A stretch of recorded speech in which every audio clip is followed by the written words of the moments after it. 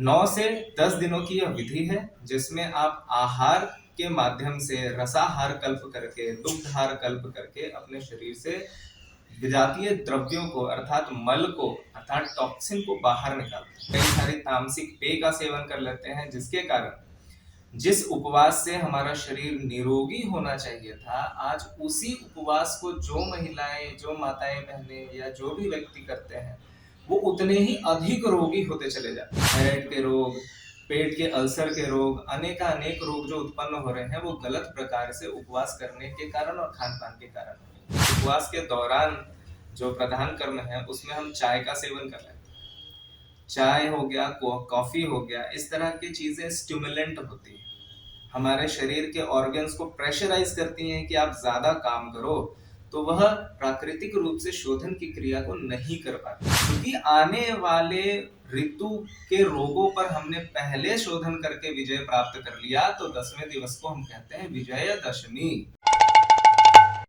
नमस्कार, आईडीटीवी इंद्रधनुष के video session में आपका स्वागत है। जैसा कि नवरात्र शुरू हो चुका है और इस पर कई लोग उपवास भी करते हैं। उपवास में कई बार कुछ गलतियां हो जाती हैं। कैसे उपवास करें ताकि उससे रोग से भी बचा जा सकता है।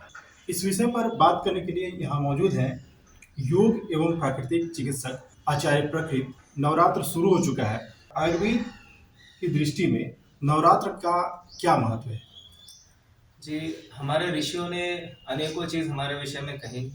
हम किस तरह से अच्छा जीवन जी सकते हैं, कैसे एक सुखी स्वस्थ जीवन जी सकते हैं, उसके लिए अनेकों विधान आयुर्वेद में बताए गए।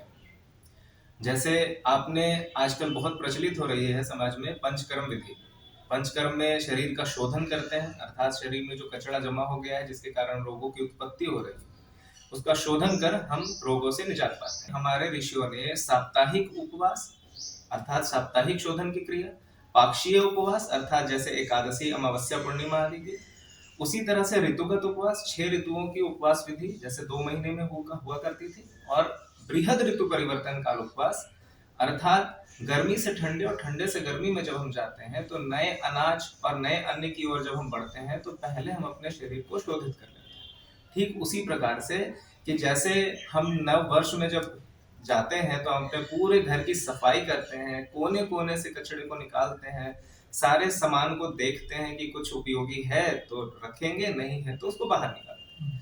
तो यह जो विधि है नवरात्रि की, यह वर्ष में 2 बार जो आ रही है, यह हमारे शरीर की शोधन की क्रिया करती है। 9 से 10 दिनों की यह विधि है जिसमें आप आहार के माध्यम से रसाहार कल्प करके, दुग्धार कल्प करके अपने शरीर से विजातीय द्रव्यों को अर्थात मल को अर्थात टॉक्सिन को बाहर निकालते हैं। और वर्तमान में क्या हुआ है कि किसी कारण से यह थोड़ी सी विकृत हो चली है। जैसे हम कई सारी गलतियां करते हैं, कई सारी तामसिक पेय का सेवन कर लेते हैं जिसके कारण जिस उपवास से हमारा शरीर निरोगी होना चाहिए था, आज उसी उपवास को जो महिलाएं, जो माताएं बहनें या जो भी व्यक्ति करते हैं, वो उतने ही अधिक रोगी होते चले जाते हैं। थायराइड के रोग, पेट के अल्सर के रोग, अनेक रोग जो उत्पन्न हो रहे हैं वो गलत प्रकार से उपवास करने के कारण और खान पान के कारण हो रहे हैं। इन्हें कैसे ठीक कर सकते हैं? तो इसकी प्रक्रिया को पूरी तरह से सुधार करके कर सकते हैं।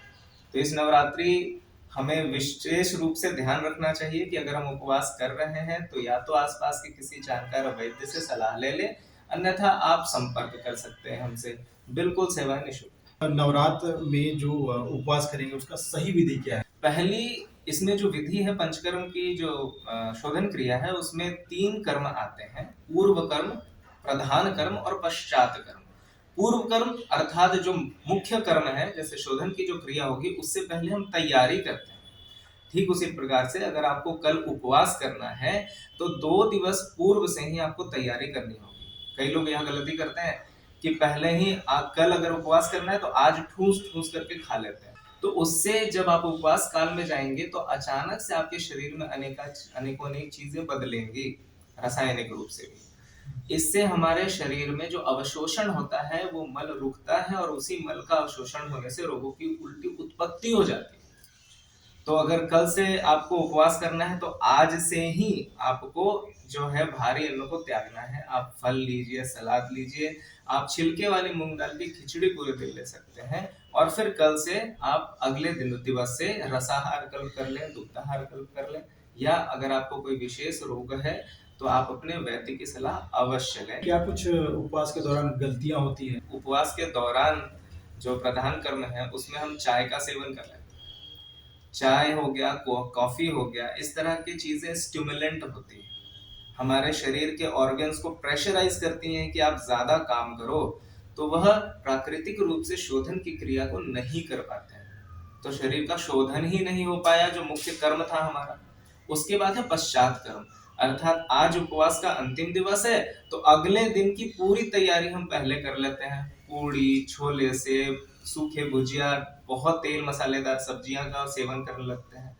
तो उपवास का विधान तो यही है विधि कि जब आरंभ कर रहे थे तो तैयारी कर रहे हैं, जब वो संपन्न हो गया तो धीरे धीरे अपने जो घर के खाने हैं उस पे आने के लिए एक दिन आपने सलाद ले लिया, फिर आपने खिचड़ी ले ली, उसके बाद फिर आप रोटी का सेवन कर सकते हैं। मुख्यतः जो 9 देवियां हैं उनमें आप देखेंगे, जो पहली देवी है देवी शैलपुत्री जो है, आयुर्वेद की दृष्टि से यह हरड़ है। हरड़ का सेवन करने से आपकी आंतों की सफाई होती है, आंख का भी रोशनी बढ़ता है, और इससे हमारे पेट के लगभग सभी रोग ठीक हो जाते हैं। खून में जो कोलेस्ट्रॉल आदि बढ़ा है वो भी ठीक होता है।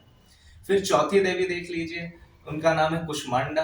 कुष्मांडा देवी अर्थात कुष्मांड कहते हैं पेठे को, अलग अलग जगह पे उसे बथुआ कोहड़ा आदि के नाम से जानते हैं। इसी बथुए कोहड़े की अगर आप रस का सेवन करते हैं तो ये भी हमारे आंतों की बहुत अच्छी से सफाई करती है। इसी तरह से आप 8वीं जो देवी है महागौरी, ये तुलसी को कहा जाता है। जब 7 दिन हमने शोधन की औषधियों का प्रयोग किया तो 8वें दिन हम प्रयोग करते हैं जो हमारे इम्यून सिस्टम को बूस्ट कर दे, तो वो तुलसी है। उसके बाद चूंकि हमने शोधन की क्रिया की थी, पेट की सफाई की थी, तो बहुत सारे जो तत्व हैं हमारे शरीर से वो निष्कासित हो जाते हैं, निकल जाते हैं। तो शरीर को पोषण देने वाली औषधि का हम प्रयोग करते हैं अंतिम दिवस पे शतावरी का, जो कि देवी सिद्धिदात्री हैं। ये सभी इस धातुओं को सिद्ध कर देती हैं। और 10वें दिवस हम तैयार हो जाते हैं पुनः नए अन्न को ग्रहण करने के लिए। चूंकि आने वाले ऋतु के रोगों पर हमने पहले शोधन करके विजय प्राप्त कर लिया, तो 10वें दिवस को हम कहते हैं विजयदशमी। इसी प्रकार से उपवास को करना चाहिए। विशेष करके चाय का, कॉफी का और साबूदाने का प्रयोग बिल्कुल नहीं करना चाहिए, क्योंकि ये सभी तामसिक पेय और अन्न हैं।